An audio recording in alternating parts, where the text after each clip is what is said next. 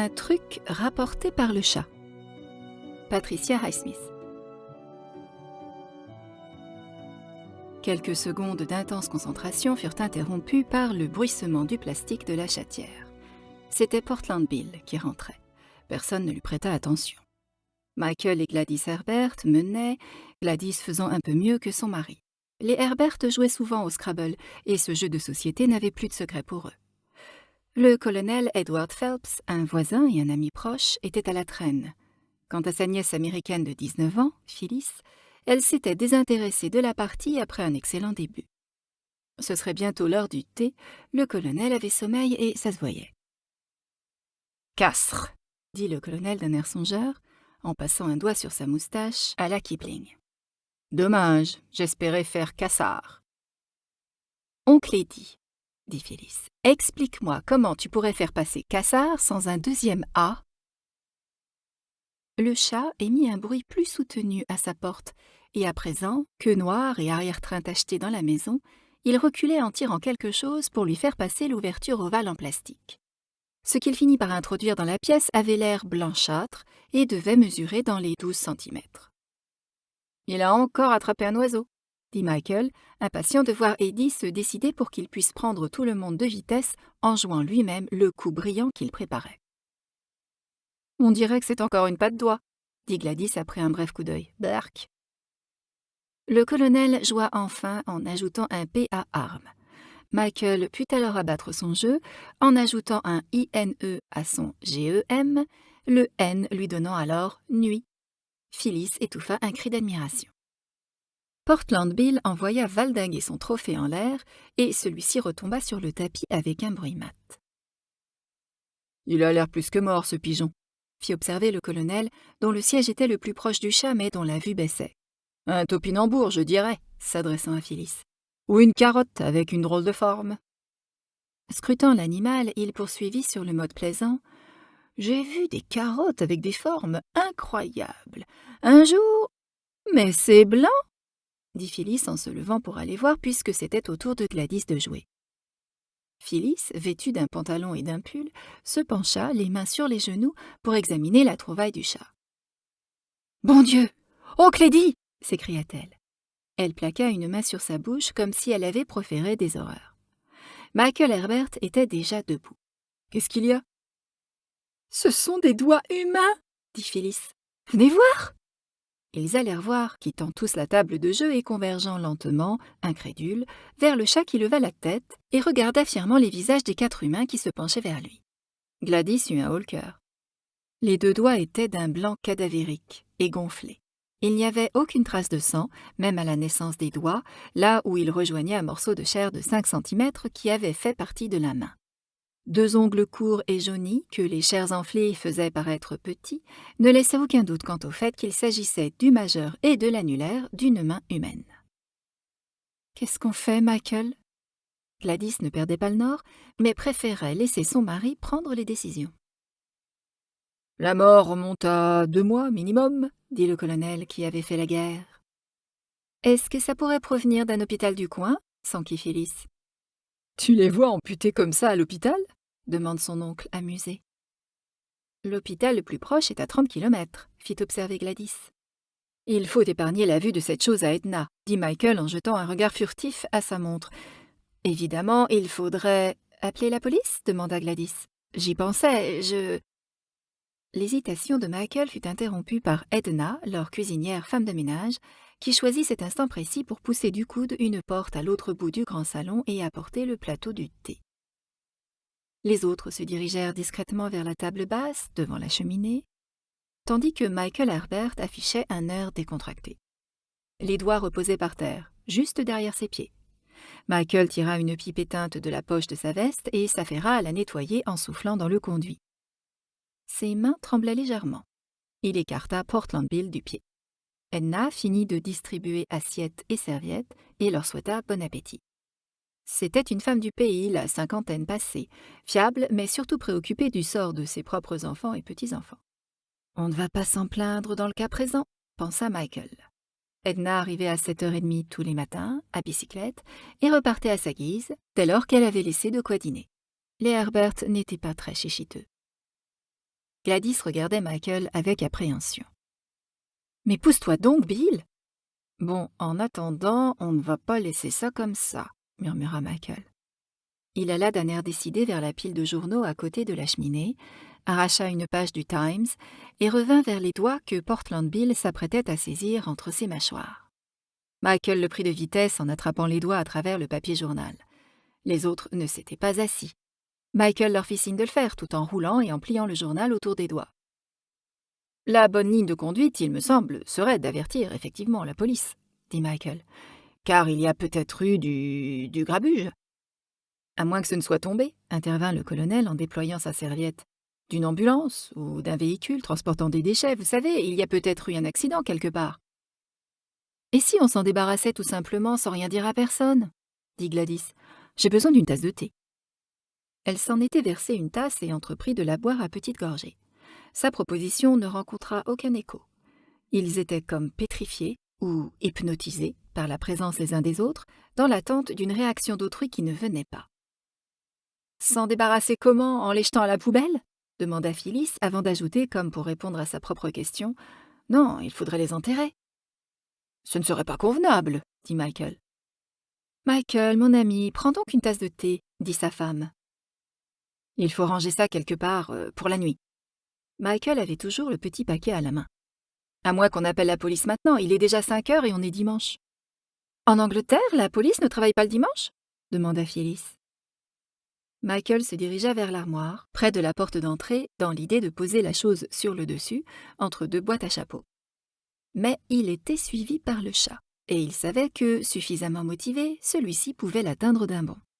« Je crois que j'ai exactement ce qu'il nous faut, » dit le colonel, pas fâché d'avoir eu une idée, mais conservant son flegme pour le cas où Edna referait une apparition. « J'ai acheté des mules en ville pas plus tard qu'hier, et j'ai gardé la boîte.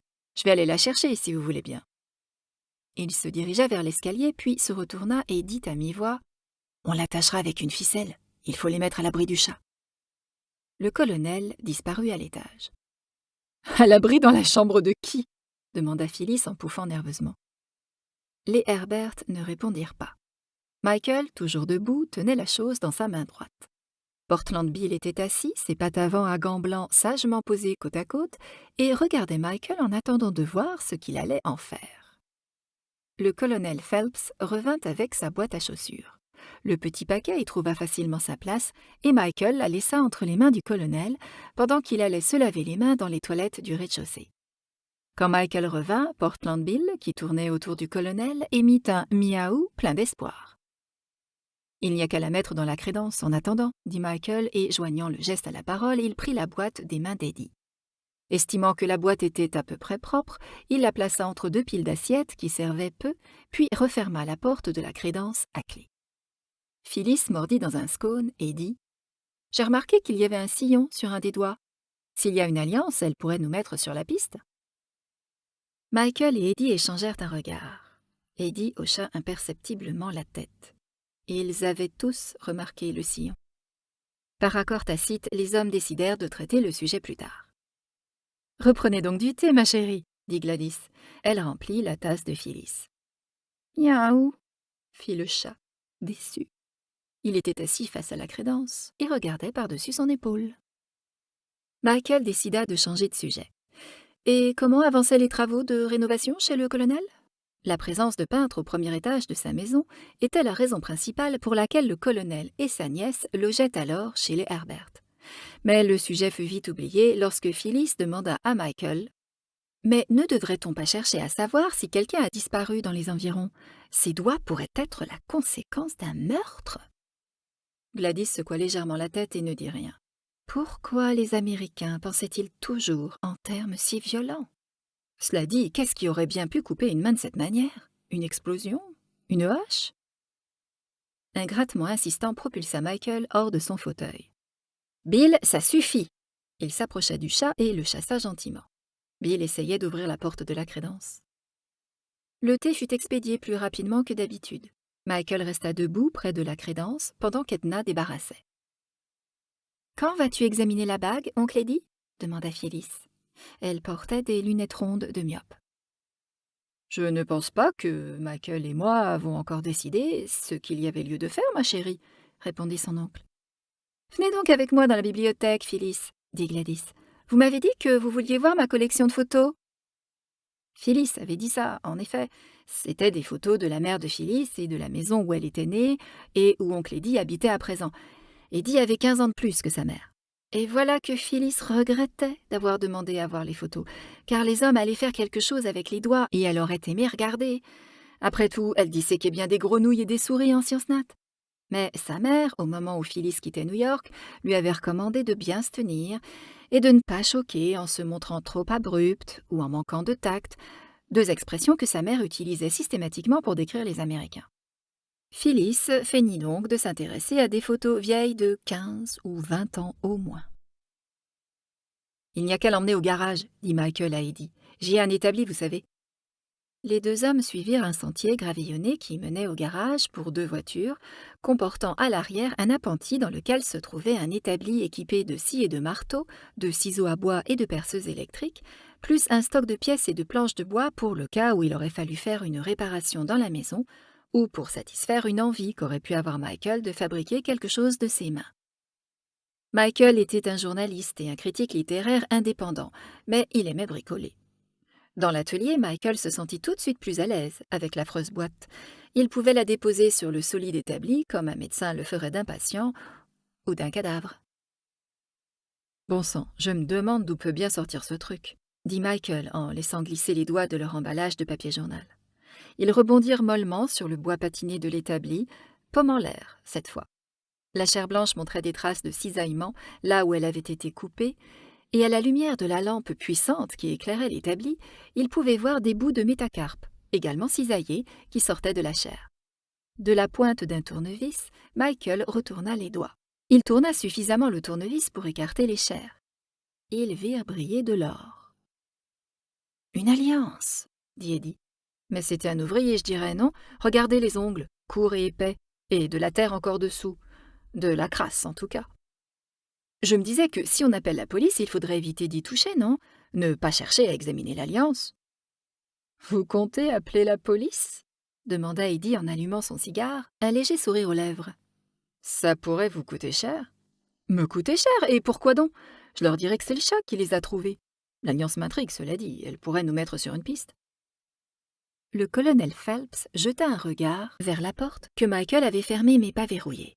Lui aussi était intrigué par l'alliance. Eddie se dit que si cela avait été la main d'un gentleman, cela ferait sans doute longtemps qu'ils auraient appelé la police. « Il y a encore des ouvriers agricoles dans la région ?» demanda le colonel, l'air de rien. « Je suppose que oui. » Michael haussa les épaules nerveusement.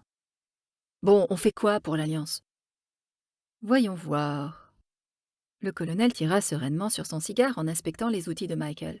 « J'ai ce qu'il nous faut. » Michael saisit un cutter Stanley qu'il utilisait d'habitude pour couper le carton, sortit la lame d'un mouvement du pouce et maintint du bout des doigts ce qui restait de la paume. Il incisa l'annulaire au-dessus, puis en dessous de l'anneau.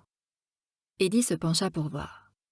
« Pas une goutte de sang, exactement pendant la guerre. »« C'est comme une patte d'oie, pas de quoi en faire une histoire, » se dit Michael pour éviter de tourner de l'œil.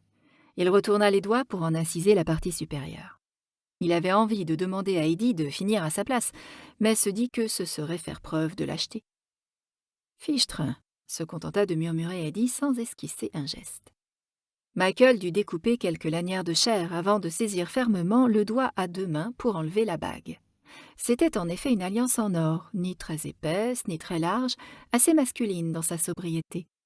Michael la rinça sous le robinet d'eau froide de l'évier qui se trouvait à sa gauche. Lorsqu'il la présenta sous la lampe, des initiales apparurent. WRMT. « Eh bien, en voilà une piste, » dit Eddie en scrutant la chose. Michael entendit le chat gratter à la porte du garage, puis un miaulement. Sur ce, il enveloppa les 3 morceaux de chair qu'il avait sectionnés dans un vieux chiffon et dit à Eddie qu'il en avait pour 1 minute. Il ouvrit la porte du garage, décourage habile d'un pchit, et fourra le chiffon dans une poubelle fermée par un système que le chat ne pouvait pas ouvrir. Michael pensait avoir un plan à proposer à Eddie, mais quand il revint dans l'atelier où Eddie était plongé dans l'examen de l'alliance, il était tellement secoué qu'il ne put proférer un son. Il avait eu l'intention de suggérer une enquête de voisinage discrète, mais se surprit à dire, d'une voix atone: « Bon, allons nous coucher, à moins que vous n'ayez une meilleure idée. Il n'y a qu'à laisser la boîte ici, le chat ne peut pas entrer. » Michael ne voulait pas de la boîte sur son établi. Il y enfourna l'anneau avec le reste des doigts et la percha sur des bidons en plastique alignés contre le mur. Son atelier était hermétiquement fermé, et même les rats s'y étaient cassés les dents jusqu'à présent. La boîte serait à l'abri des rongeurs. Alors qu'il se couchait ce soir-là, Gladys dit à Michael: « Si on n'appelle pas la police, il faudra les enterrer quelque part. » « Oui, » dit Michael sans conviction. Cela paraissait vaguement criminel d'enterrer des phalanges humaines. Il avait mis Gladys au courant pour l'Alliance. Les initiales ne lui disaient rien. Le colonel Edward Phelps s'endormit du sommeil du juste après s'être dit qu'il avait vu bien pire en 1941. Phyllis avait interrogé sans relâche Michael et son oncle au sujet de l'Alliance pendant le dîner. Peut-être que le mystère trouverait une explication toute simple, pas plus tard que demain. Peut-être qu'à l'arrivée, l'affaire se révélerait bénigne, banale. En tout cas, ça lui donnerait quelque chose à raconter aux copines à son retour. Et à sa mère, la fameuse douceur de la campagne anglaise. Comme le lendemain était un lundi, Michael décida de poser une question à Mary Jeffrey, qui tenait à la fois l'épicerie et la poste. Michael acheta un carnet de timbres, puis demanda à l'air dégagé: « Au fait, Marie, vous ne sauriez pas si quelqu'un a disparu récemment, sur la commune, je veux dire ?» Marie, une jeune fille au visage avenant encadré de boucles brunes, eut l'air surpris. « Disparu comment ?»« Sans laisser d'adresse, » dit Michael en souriant. Marie secoua la tête. « Pas que je sache, pourquoi ?» Michael avait eu le temps de préparer sa réponse. « J'ai lu dans un journal récemment que parfois des gens disparaissent sans laisser de traces, même dans un petit village comme le nôtre. Ils coupent les ponts, changent d'identité, des trucs comme ça. Tout le monde se demande ce qu'ils sont devenus. » Michael se demandait si lui-même n'était pas en train de s'égarer. Pas très convaincant son boniment, mais bon, la question avait au moins été posée. Il parcourut à pied les 400 mètres qui le séparaient de la maison, en se reprochant de ne pas avoir eu le cran de demander à Marie si quelqu'un de la commune avait été vu avec un pansement à la main, ou si elle avait entendu parler d'un accident de ce genre. Marie avait des copains qui fréquentaient le pub du village. En ce moment même, elle connaissait peut-être quelqu'un qui avait un pansement à la main, mais comment lui dire que ses doigts manquants se trouvaient dans son garage? La question de savoir ce qu'il convenait de faire des doigts fut remise à plus tard ce matin-là, car les Herbert avaient projeté un déplacement à Cambridge, suivi d'un déjeuner chez un doyen de l'université qui était une de leurs vieilles connaissances. Impensable d'annuler une telle sortie sous prétexte qu'il aurait fallu se prêter aux questions de la police. Du coup, les doigts ne furent évoqués à aucun moment de la matinée. Ils parlèrent de tout sauf de cela dans la voiture. Michael, Gladys et Eddie avaient décidé avant de monter en voiture d'éviter d'aborder le sujet à nouveau devant Phyllis. Le sujet s'évacuerait peut-être tout seul. Eddie et Phyllis avaient prévu de rentrer mercredi après-midi, le surlendemain, et d'ici là on pouvait espérer que l'affaire aurait soit trouvé une explication, soit serait entre les mains de la police. Gladys avait aussi mis gentiment Phyllis en garde contre la tentation de mettre l'histoire du chat sur le tapis chez le doyen, si bien que Phyllis s'en abstint. Tout se passa pour le mieux, et les Herbert, Eddie et Phyllis furent de retour à la maison vers 4 heures. Edna dit à Gladys qu'elle venait de se rendre compte qu'on manquait de beurre, et comme elle surveillait un gâteau... Depuis le salon où il se tenait avec Eddie, Michael entendit l'échange et proposa de faire un saut à l'épicerie.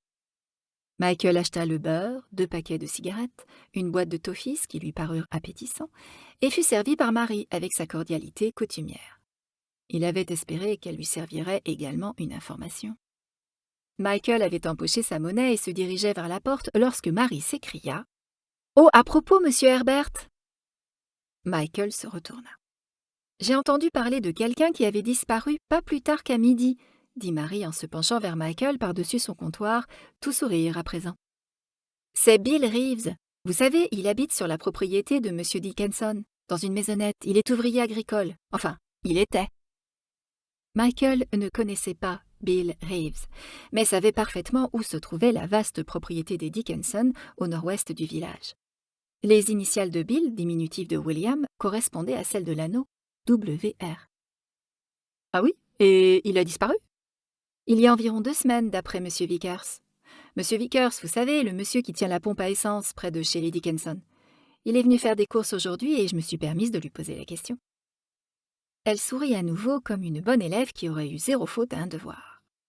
Michael connaissait la station d'essence et se souvenait vaguement de Vickers. Intéressant. Monsieur Vickers sait pourquoi il a disparu? Non, il dit que c'est un vrai mystère. La femme de Bill Reeves a elle aussi quitté la maison il y a quelques jours, mais tout le monde sait qu'elle est partie vivre chez sa sœur à Manchester. Michael hocha la tête. Eh bien, vous voyez, ça peut arriver à n'importe qui, n'importe où, de disparaître. Il sourit et quitta le magasin.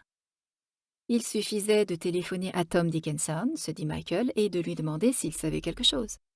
Michael ne l'appelait pas par son prénom et ne l'avait rencontré que 2 ou 3 fois à des réunions politiques. Dickinson avait une trentaine d'années, était marié, avait hérité et vivait à présent en gentleman farmer, d'après ce que savait Michael.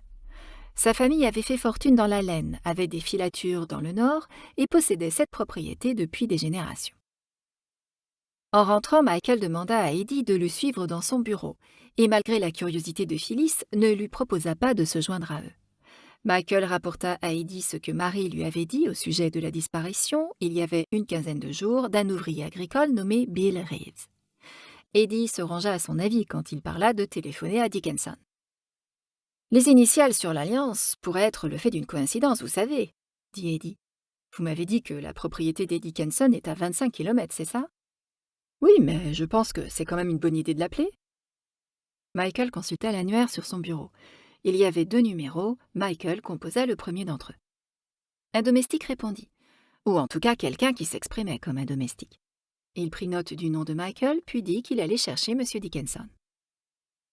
Michael attendit une bonne minute. Eddie attendit aussi.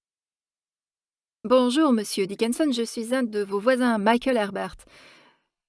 Oui, on s'est déjà croisé 1 ou 2 fois. Dites-moi, j'ai une question à vous poser qui va vous paraître bizarre. Je crois savoir que vous employez un ouvrier agricole du nom de Bill Reeves. Oui, en effet. Et savez-vous où il se trouve en ce moment? On m'a dit qu'il avait disparu il y a une quinzaine de jours. C'est exact. Pourquoi cette question?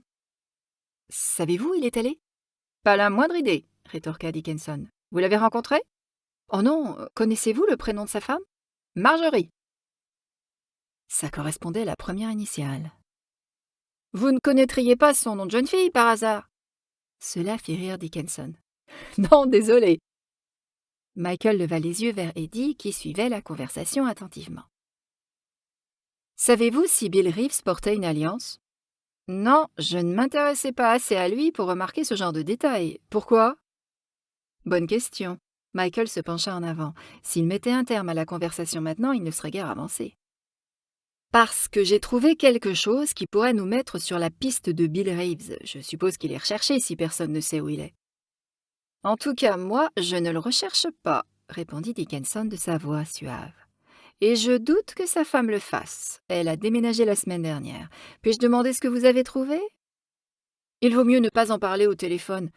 Est-ce que je peux vous rendre visite ou préféreriez-vous venir chez moi? Après un bref silence, Dickinson dit: Très franchement, le sort de Reeves m'intéresse assez peu. À ce que je sais, il n'a pas laissé d'ardoise dans la commune, il faut lui rendre cette justice. Quant à savoir ce qu'il est devenu, pardonnez-moi, mais cela m'est bien égal. Je vois, il me reste à m'excuser de vous avoir dérangé, monsieur Dickinson. Ils raccrochèrent. Michael se tourna vers Eddie Phelps et dit: Je suppose que vous avez suivi, en gros, Dickinson n'est pas intéressé. On ne peut pas s'attendre qu'il s'intéresse au sort d'un ouvrier agricole. J'ai bien entendu, sa femme est partie aussi? Je croyais vous en avoir parlé. Marie m'a dit qu'elle était partie vivre chez sa sœur à Manchester. Michael choisit une pipe dans le présentoir sur son bureau et se mit en devoir de labourer. La femme du disparu s'appelle Marjorie. Ça colle avec l'initiale sur l'alliance. Exact, fit observer Phelps. Mais il y a plein de Marie et de Margaret dans le monde. Dickinson ne connaissait pas son nom de jeune fille. Bon, Eddie, avec Dickinson qui ne se montre pas très coopératif, je pense qu'il n'y a plus qu'à appeler la police et à leur refiler le bébé. Je ne me vois pas enterrer ce truc, j'en ferai des cauchemars. Imaginez qu'un chien le déterre, même s'il n'y a plus que la peau et les os, ou pire encore. La police devrait partir de zéro avec quelqu'un d'autre, et ce serait d'autant plus difficile que du temps aurait passé. Vous pensez toujours qu'il y a eu du grabuge?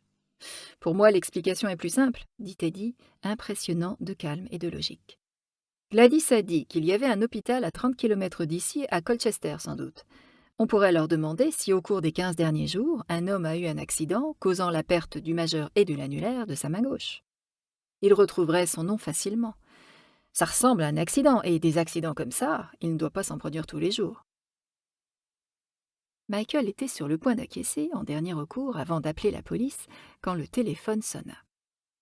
Michael décrocha et trouva Gladys sur le poste du rez-de-chaussée en train de parler avec un homme dont la voix ressemblait à celle de Dickinson. « Je prends la communication, Gladys. » Tom Dickinson salua Michael. « J'ai pensé que si vraiment vous souhaitiez me voir, j'en serais très heureux. Je préférerais vous parler seul à seul si c'est possible. » Michael lui assura que ça l'était, et Dickinson lui dit qu'il serait là dans une vingtaine de minutes.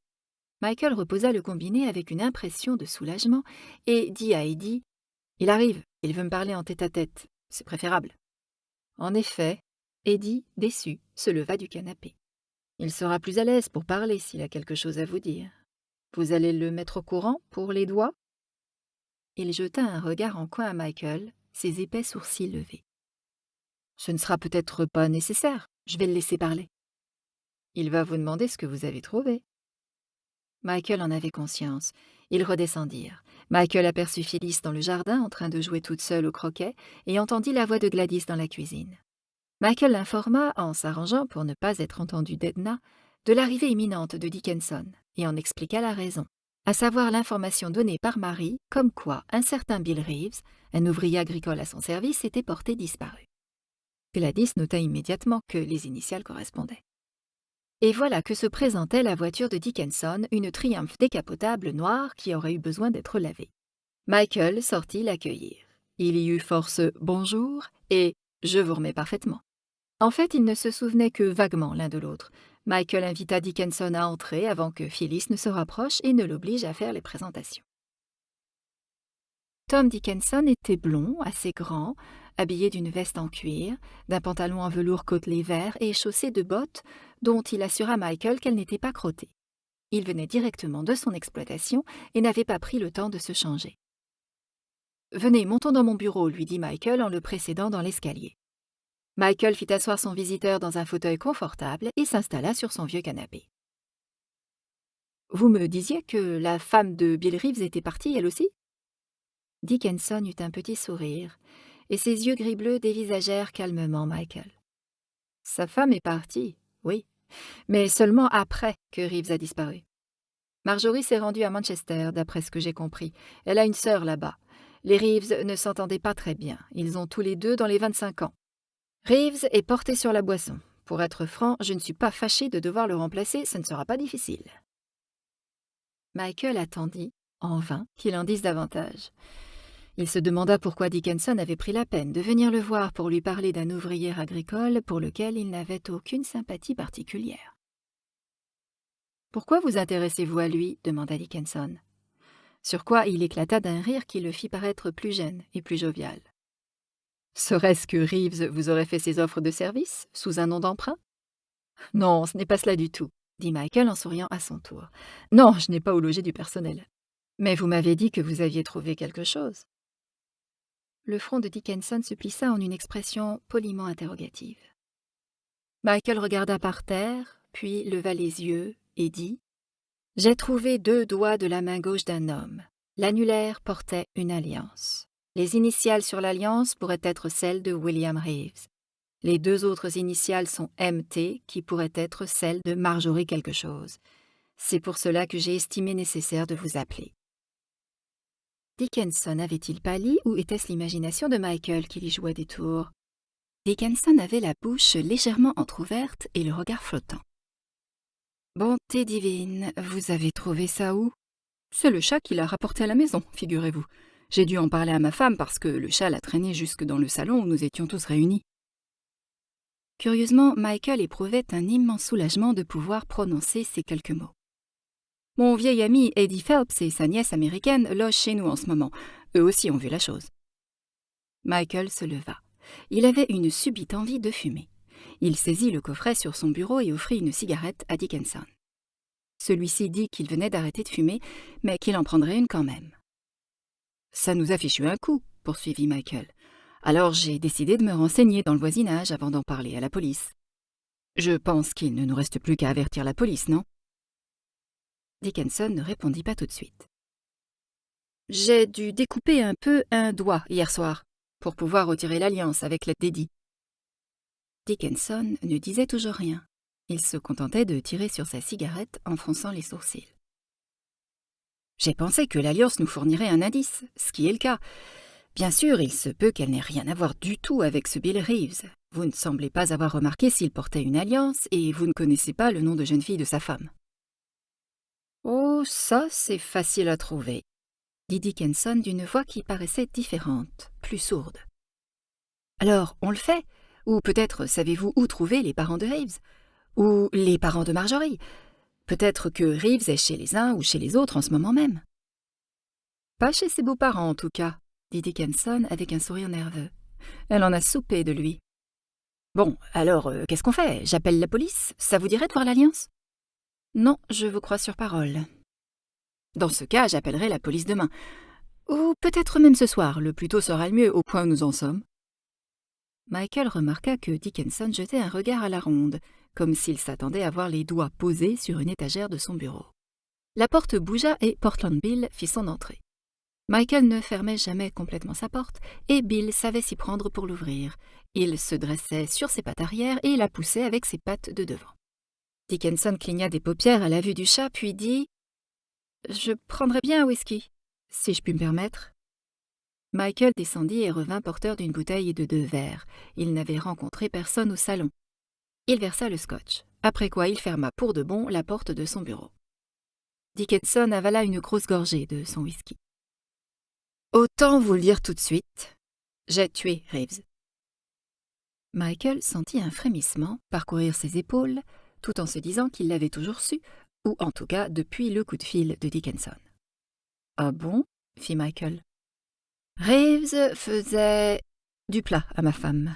Je n'irai pas jusqu'à dire qu'ils avaient une liaison, c'était beaucoup plus prosaïque que ça. J'en veux à ma femme de s'être laissée aller à répondre bêtement aux avances de Reeves. Ce n'était jamais qu'un jeune plouc, beau gosse, avec rien dans la tête. Sa femme était au courant et elle le prenait très mal. » Dickinson tira une dernière bouffée de sa cigarette et Michael lui présenta à nouveau le coffret. Dickinson en prit une. Reeves est devenu de plus en plus sûr de lui. Je voulais le virer, mais je ne pouvais pas à cause du bail qu'il avait signé pour sa maison. Et je ne voulais pas que l'histoire avec ma femme apparaisse comme la cause du licenciement. S'il le contestait devant les prud'hommes, je veux dire. Ça a duré longtemps? Dickinson réfléchit. Environ 1 mois. Et votre femme maintenant? Dickinson soupira et se frotta les yeux. Il se tenait penché en avant, les coudes sur les genoux. Ça s'arrangera, on n'est mariés que depuis 1 an à peine. Elle sait que vous avez tué Reeves? Dickinson se redressa, passa une jambe bottée de verre sur l'autre genou et tambourina des doigts sur l'accoudoir du fauteuil. Je ne sais pas. Elle pense peut-être que je l'ai simplement congédiée. Elle ne m'a pas posé de questions. Michael s'imaginait bien, et pouvait constater, que Dickinson ne tenait pas particulièrement à ce qu'elle l'apprenne. Il prit conscience qu'il lui faudrait prendre une décision, celle de dénoncer ou non Dickinson à la police. Ou peut-être même Dickinson préférerait-il être dénoncé. Michael était en train de recueillir les aveux d'un homme qui avait un crime sur la conscience depuis plus de 15 jours, et cela devait lui peser. Ou en tout cas, c'est ce qu'il supposait. Et comment Dickinson avait-il commis le meurtre? « Est-ce que quelqu'un d'autre est au courant ?» demanda Michael avec circonspection. « Eh bien, je peux vous raconter ce qui s'est passé. Je n'ai pas trop le choix, oui. » Sa voix s'était à nouveau faite plus sourde. Michael se leva et lui remplit son verre qui était vide. Dickinson se mit à boire à petites gorgées, le regard fixé sur le mur, à côté de Michael.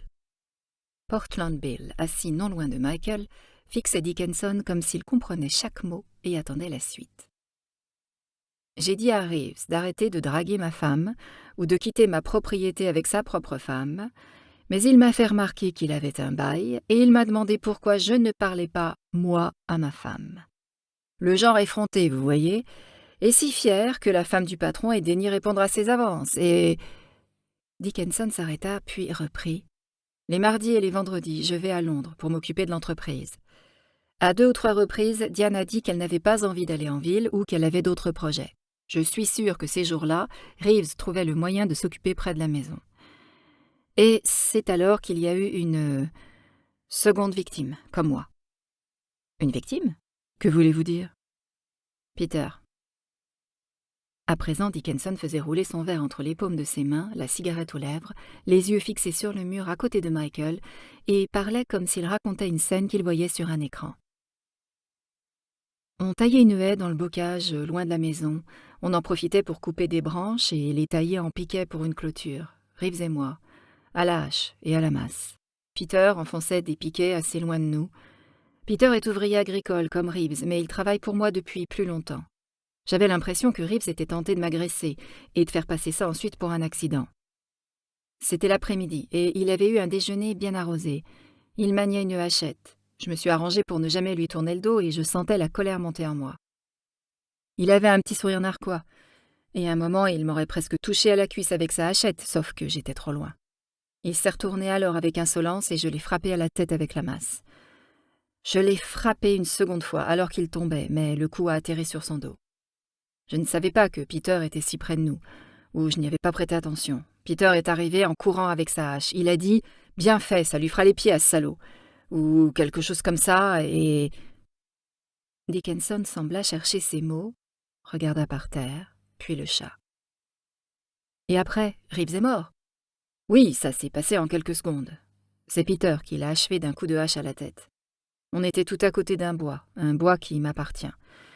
Peter a dit « Enterrons-le ce fumier, qu'on en soit débarrassé une fois pour toutes. » Peter était ivre de rage, et moi dans un état second, mais pour des raisons différentes, comme pétrifié.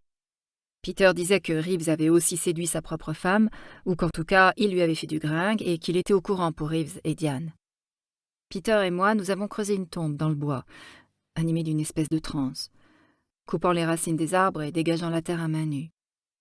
À la fin, juste avant qu'on ne le balance dans le trou, Peter a empoigné la hachette, a dit quelque chose au sujet de l'alliance, et il a porté plusieurs coups de hachette à la main de Reeves. Michael ne se sentait pas très bien.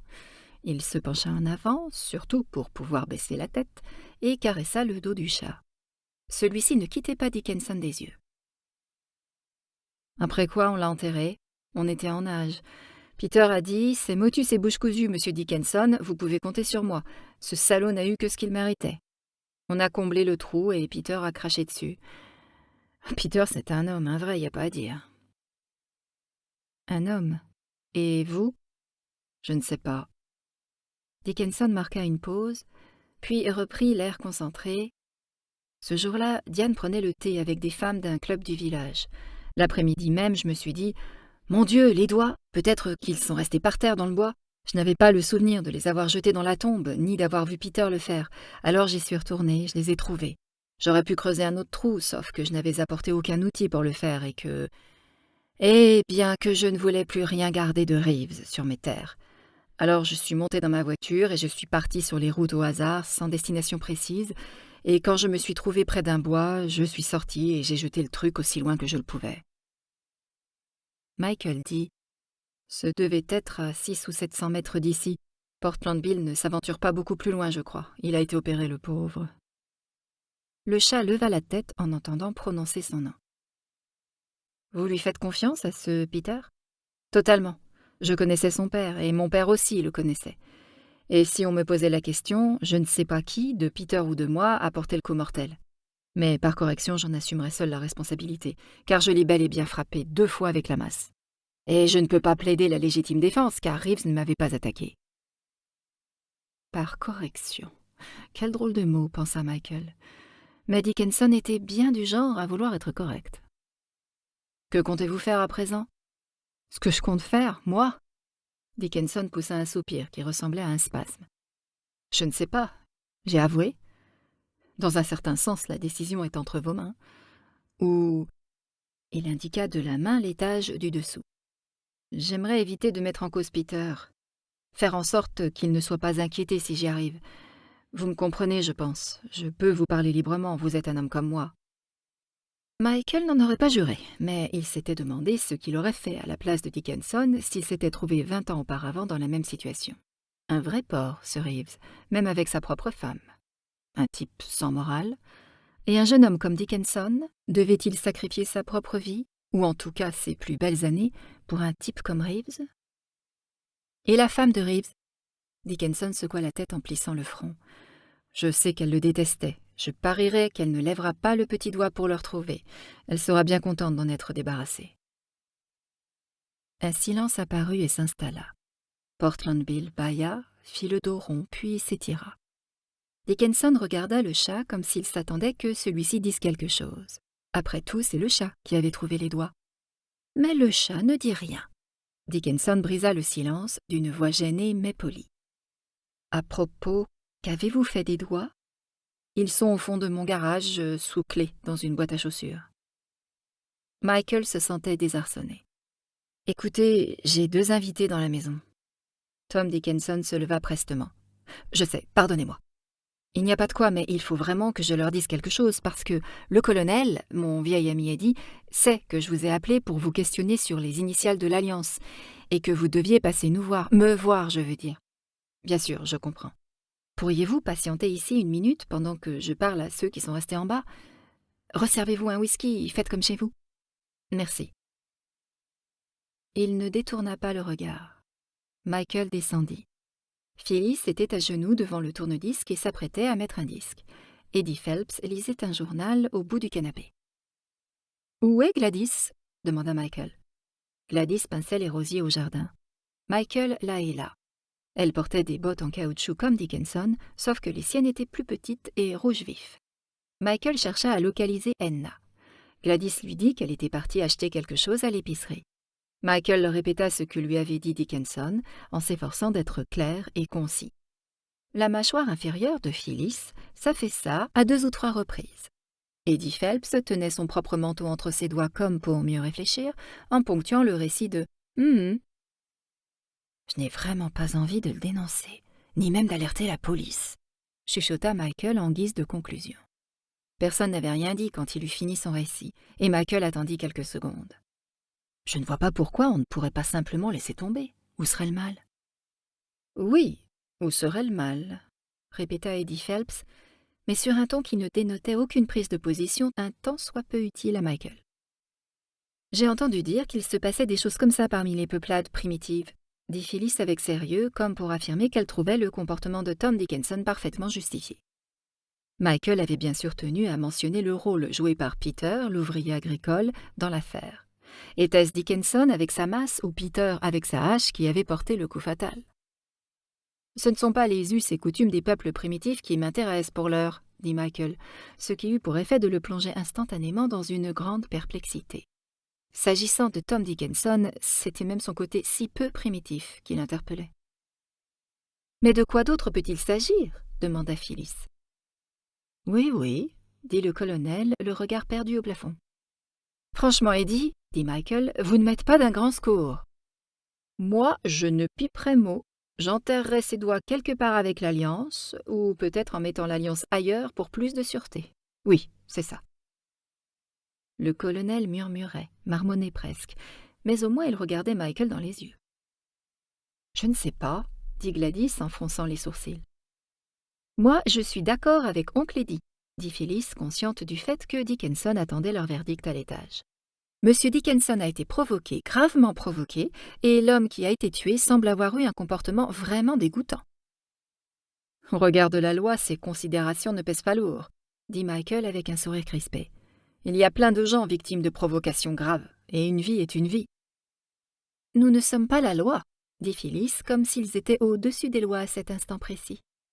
C'est exactement ce qui travaillait Michael depuis un moment. Ils n'étaient pas des juges, mais ils faisaient comme si. Il était tenté de se ranger à l'avis de Phyllis et d'Eddie. « Bon, je n'ai pas envie d'alerter la police compte tenu de tout ce qu'on vient de dire. » Mais Gladys regimbait. Elle n'était pas sûre. Michael connaissait assez sa femme pour se dire que cela n'allait pas devenir une pomme de discorde si leurs avis divergeaient, en tout cas pas dans l'immédiat. Ce qui le poussa à dire « C'est 3 contre 1, Glad. Tu veux vraiment gâcher la vie de ce jeune homme pour une histoire pareille ?»« Très juste, » dit Eddie. « On n'a qu'à voter, comme si nous étions un jury populaire. » Gladys se laissa convaincre. Moins d'une minute plus tard, Michael gravissait les marches jusqu'à son bureau, où le premier jet d'une critique de livre attendait une relecture depuis l'avant-veille, enroulée dans la machine à écrire. Heureusement, il aurait le temps de le finir avant la date limite sans trop courir. « Nous avons décidé de ne pas alerter la police, » dit Michael. Dickinson, debout, hocha gravement la tête comme s'il écoutait un verdict. Il aurait eu le même geste si la décision avait été contraire, pensa Michael. « Je vais me débarrasser des doigts, » marmonna Michael en se penchant pour chercher du tabac pour sa pipe. « Non, cela relève de ma responsabilité, vous ne croyez pas? Laissez-moi les enterrer avec l'Alliance. » Indiscutablement, c'était de sa responsabilité, et Michael fut soulagé d'échapper à cette corvée. « Très juste. Bon, on descend? Cela vous dirait de faire la connaissance de ma femme et du colonel? »« Non, merci, pas tout de suite, » l'interrompit Dickinson. « Une autre fois peut-être, mais vous leur transmettrez mes remerciements, n'est-ce pas? » Ils descendirent un autre escalier qui menait directement au hall d'entrée, et de là gagnèrent le garage dont Michael gardait la clé sur lui.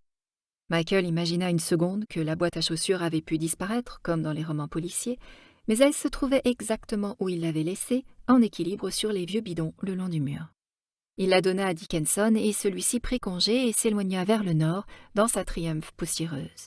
Michael rentra par la porte principale. Il trouva les autres en train de boire un verre. Michael se sentit soulagé d'un seul coup et sourit. « Je pense que notre vieux Portland a mérité un amuse-gueule spécial à l'heure de l'apéritif, vous n'êtes pas d'accord ?» dit-il à la cantonade, mais en s'adressant plus particulièrement à Gladys. Portland Bill contemplait sans grand intérêt un bol de glaçons. Phyllis fut la seule à réagir. « Et comment ?» Michael alla à la cuisine trouver Edna qui répandait de la farine sur une planche. « Il reste du saumon fumé de ce midi ?»« Une seule tranche, monsieur, » dit Edna comme si elle ne valait pas la peine d'être servie. Elle s'était vertueusement abstenue de la manger elle-même, ce qu'elle aurait été en droit de faire. « Je peux la donner au vieux Bill, il en raffole. » Quand Michael revint au salon porteur de la tranche rose sur une assiette, Phyllis dit « Je parie que M. Dickinson va avoir un accident de la route en rentrant chez lui. C'est souvent comme ça. » Puis, se rappelant que la discrétion s'imposait, elle baissa soudainement la voix. « Parce qu'en fait, ça le taraude. » Portland Bill dévora sa tranche de saumon avec un plaisir aussi bref qu'intense. Tom Dickinson n'eut pas d'accident.